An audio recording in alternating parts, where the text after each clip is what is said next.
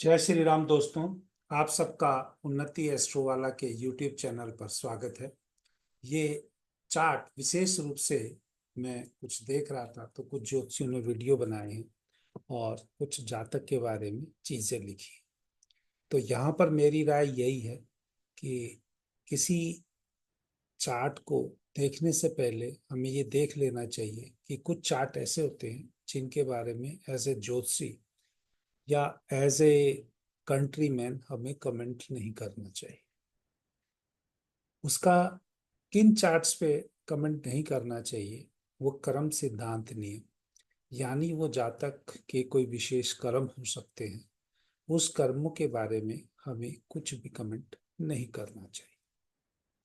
कई बार आपने देखा होगा कि कुंडलियों में किसी का मंगल, अगर वैदिक की बात करें, अगर 12th हाउस में बैठा है, द्वादश भाव में बैठा है तो मांगलिक बोलते हैं, और मांगलिक कुंडली में जातक के एग्रेसिव होने के बहुत संभावना रहती है।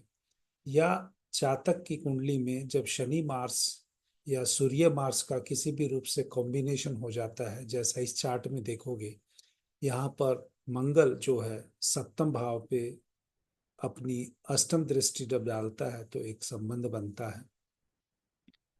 दूसरा, हम ये भी कह सकते हैं कि गुरु की जो पंचम दृष्टि है वो शनि और सूर्य पर आ रही है, सप्तम दृष्टि शुक्र पर आ रही है, और नौवीं दृष्टि जो है वो केतु के ऊपर आ रही है।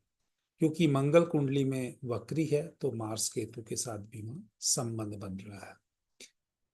तो यहाँ पर इस चार्ट में जब मैं वैदिक ज्योतिष या भृगुनंदी नाड़ी या न्यूमरोलॉजी पढ़ाता हूँ तो विशेष रूप से ये देखने की कोशिश करता हूँ कि क्या ये कुंडली कोई उस जातक के कर्मों के हिसाब से स्पेशल है। चाहे वो मीडिया में या आस पड़ोस के लोग उसके बारे में अच्छा बोले या बुरा बोले, उससे हमें कोई दिक्कत नहीं है। लेकिन हमें ये देखना चाहिए कि अगर वैदिक ज्योतिष के हिसाब से किसी जातक का अगर लग्नेश चौथे हाउस में बैठ जाए, वैदिक ज्योतिष के हिसाब से अगर लग्नेश चौथे भाव में बैठ जाए, तो जातक को बारे में हमें कुछ नहीं बोलना चाहिए। क्योंकि ऐसे जातक को ऐसा कहा गया है कि चौथा भाव सुख स्थान है, आम जनता का है, उस जातक को जनता से सहयोग मिलना है। अगर आप कुंडली में विश्वास करते हैं, आप ज्योतिषी हैं, तो आप समझिए किसी को भी अगर लग्नेश चौथे भाव में मिलेगा तो वहां पर जातक को कुछ ना कुछ जनता से सहयोग मिलना है। आप उसके विपरीत जाके बात बोल रहे हैं, आप उस जातक के कर्मों के हिसाब से समझ नहीं रहे। इसी प्रकार से अगर मैं भृगुनंदी नाड़ी में देखूं तो भृगुनंदी नाड़ी से जब जातक का चार्ट में जुपिटर केतु का कॉम्बिनेशन बनता है, और भृगुनंदी नाड़ी ट्राइन के बेसिस पे बहुत ज्यादा काम करती है, क्योंकि जुपिटर और केतु एक दूसरे को 75-75% सपोर्ट कर रहे हैं। या जातक का जुपिटर सैटर्न का कॉम्बिनेशन बनता है तो उसके जो कर्म है वो पिछले ऐसे कर्मों से जुड़ा हुआ है जहां पर वो हम्म, उसको वो स्पेशल जन्म उन कर्मों को करने को लिए ही हुआ है। उसके अलावा अगर जुपिटर वीनस आमने सामने बैठे हैं तो मैं हमेशा भृगुनंदी नाड़ी पढ़ाते हुए ब्लेस्ड, जुपिटर शुक्र एक राशि में हो या आमने सामने हो, तो मैं ये बोलता हूँ वो जातक बहुत ही ब्लेस्ड है। उसको समझो कि विशेष प्रार्थना करने से ही ऐसी संतान मिलती है। हाँ, वो प्रार्थना करके वो अच्छा रिजल्ट आपके हिसाब से जिसके लिए किया वो मिल रही है कि नहीं मिल रही है, पर ऐसे जन्म, ऐसे जातक का जन्म हमेशा लाइफ में कुछ स्पेशल वर्क के लिए ही होता है या उसकी कोई स्पेशल जिम्मेवारियां होती हैं। इसी प्रकार से क्योंकि गुरु वक्री है और वक्री गुरु होके बुध के साथ भी संबंध बनाएगा, तो ये भृगुनंदी नाड़ी में इसको हम इंटेलिजेंट के लिए बहुत इंपॉर्टेंट मानते हैं, क्योंकि जातक की इंटेलिजेंस बहुत हाई है।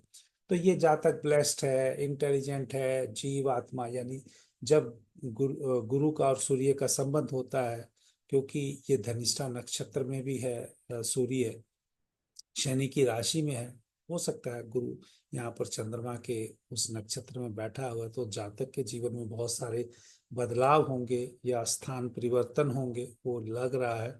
और सैटर्न केतु का इम्पैक्ट या सूर्य केतु का इम्पैक्ट आके उसको ऊपर नीचे अच्छे बुरे काम के लिए, जैसा भी आप कहना चाहें, उसके लिए नाम तो देते हुए दिख रहा है।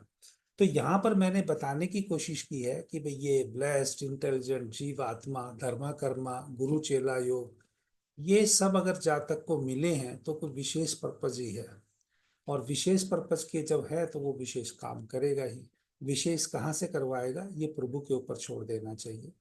अब यहाँ पर भृगुनंदी नाड़ी से एक और चीज जोड़ता हूँ। केतु 2 में है। पिछले जो संचित कर्म है, पिछले जो संचित कर्म है, कितने जातक के जन्म हुए हमें नहीं पता। वो जातक के शुक्र के हैं।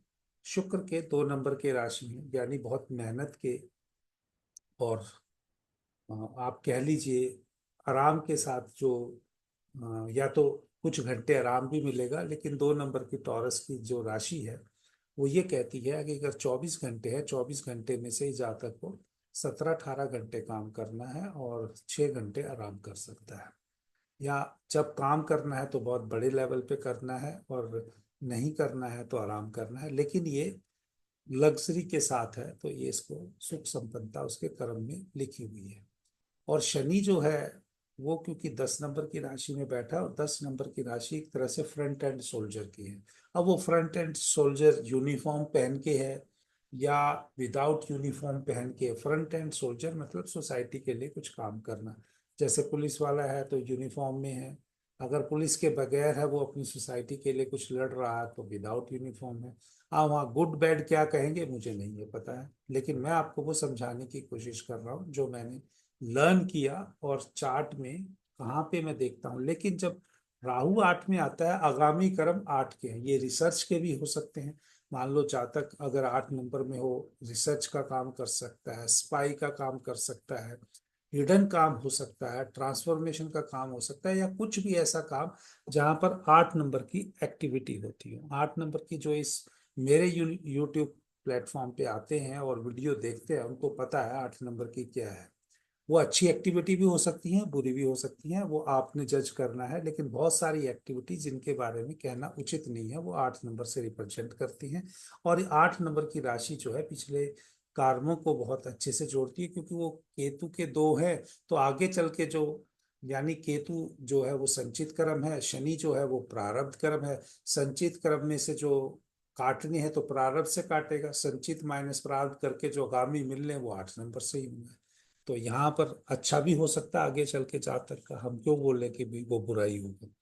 और अगर यही सब आपको न्यूमरोलॉजी भी देखना, मेरा ये मानना है कि जब भी आप किसी का चार्ट देखें, कम से कम आपको 2 विद्या एस्ट्रोलॉजी की जरूर आनी चाहिए। और जो एक विद्या से रिजल्ट कह रहे हो आप, वो दूसरी विद्या उसको एंडोर्स करनी चाहिए। तब आपकी ज्योतिष में आप समझिए कि आप सही रास्ते पे हैं और आप अपना रिजल्ट खुद भी वेरीफाई करें। अगर बाई चांस आपकी कुछ प्रिडिक्शन खराब भी होती है तो आप घबराइए मत। और या आपको लगता है डिकोड करने में दिक्कत है, फिर उस चीज को, गाइडलाइन को देखिए, आपको ये चीजें होती भी दिखाई देंगी। और मैं इसी गाइडलाइन पे अपनी स्टडी भी करता हूँ और अपनी नॉलेज को शेयर की फॉर्म में या तो स्टूडेंट्स को देता हूँ जिनका कार्मिक मेरे साथ है, जो मुझे पर्सनल लेवल पे जुड़ते हैं, या जो यूट्यूब पे मैं कुछ इंफॉर्मेशन के रूप में डालता हूँ वहां तक। आप देखिए यहाँ पर जातक के जो चार्ट में मैंने एक नंबर भी लिखा है क्वेश्चन नंबर के हिसाब से, यहाँ पे 8465। न्यूमरोलॉजी में सबसे बड़ी बात ये कही गई है, मुझे नहीं पता बाकी न्यूमरोलॉजी वाले कैसे बताते हैं या क्या करते हैं, जो मिसिंग नंबर है उसका कर्मा प्रोमिनेंट है। अगर इसका मिसिंग नंबर देखोगे डायरेक्टली 4 5 6, 4 5 6 नहीं है और 8 नहीं है। लेकिन कुछ न्यूमरोलॉजी में नंबर, जैसे आपके प्लैनेट्स तो चार्ट वैदिक से बनाओगे या किसी भी ट्रेडिशन से चार्ट बनाओगे, कुंडली बनाओगे, उसमें 9 के 9 ग्रह दिख जाएंगे, वहाँ मिसिंग का इतना इम्पैक्ट नहीं दिखेगा आपको। लेकिन न्यूमरोलॉजी में अगर आपको देखना है, क्योंकि वो नंबर सिस्टम है, डेट ऑफ बर्थ से बनेगा, तो वहां पर जो आपके नंबर मिसिंग है उनका कर्म करना इस जीवन में आपको बहुत इंपॉर्टेंट है। तो यहाँ पर जो 8 4 6 5 के जो नंबर मिसिंग है, क्योंकि 3 तो एक ऑलरेडी पहले भी था, और 7 उसको उसके शायद मोस्ट प्रोबेबली हुआ नंबर से आ गया है। तो लेकिन यहाँ पर 4 5 6 नहीं है, और 8 एक रीजनरेट फिर भी हो रहा है। तो मैक्सिमम जो है 4 6 5 का नंबर है। अगर 4 6 5 का कोई 4 5 10 और 5 15 और फिर वापिस 6 नंबर आएगा, तो ये बहुत बड़ा जो पब्लिक सपोर्ट को 6 नंबर जो है आपको जो मदद का है, एक मसीहा का रूप में जो आपको मदद मिलता है, वहां से बहुत अच्छा नंबर दे सकता है अगर आपका 6। लेकिन अगर 8 1 6 भी देखोगे इस तरीके से लाइव में एक्सेप्ट प्रैक्टिकल होके, अगर बच्चा कुछ भी कर सकता है। हाँ, वो प्रैक्टिकल जब तक नहीं है उसका एग्रेशन बहुत प्रोमिनेंट रहने वाला है, क्योंकि यहाँ पर 3 उसके पास 9 है। और न्यूमरोलॉजी में जिसके पास जितने ज्यादा 9 होते हैं उसके मांगलिक होने के लिए उतनी संभावना उस चार्ट में या स्ट्रांग होने की बढ़ जाती है।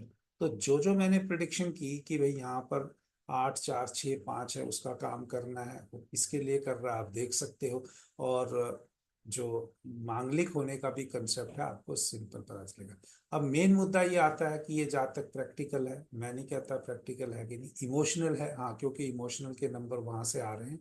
और एक मेंटल लेवल पे भी एक तरफ का जो इंटरनल लूप आप यहाँ से देख रहे हैं, 9 और 7 बैलेंस नहीं है, क्योंकि हाई एनर्जी मार्स की है और बॉडी की जो एनर्जी है उतनी नहीं है।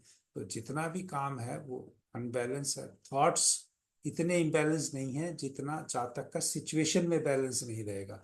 चाहे वो प्रैक्टिकल है चाहे अनप्रैक्टिकल है, जातक जातक जो है वो बैलेंस नहीं रहेगा स्थिति में।